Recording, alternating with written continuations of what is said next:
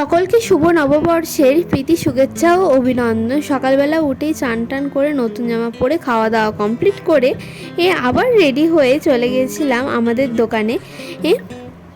প্রত্যেক পয়লা বৈশাখের দিন আমাদের দোকান পুজো থাকে, তো আমরা সবাই মিলে এই দিনকেই বছরেই একটা দিনই দোকানে যাই।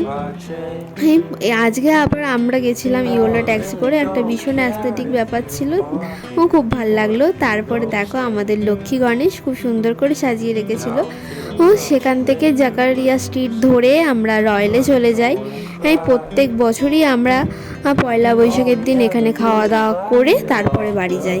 এবছরও কোনো ব্যতিক্রম হয়নি, কিন্তু এখানে খাওয়া দাওয়া করি।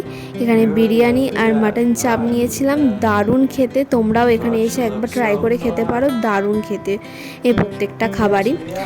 তারপরে বাবা বললো যে চল আজকে হাওড়া ব্রিজ ধরে হাঁটতে হাঁটতে বাড়ি যাব। তো চলো, আমিও কোনোদিনও হাওড়া ব্রিজ দিয়ে সেভাবে কোনোদিন হেঁটে যাইনি, তো আমারও খুব ভালো লাগলো। এইভাবে সারা দিনটা এনজয় করলাম। তোমরাও জানিও নতুন বছরের প্রথম দিন কীরকম কাটালে, আর চ্যানেলটা সাবস্ক্রাইব করতে ভুলো না।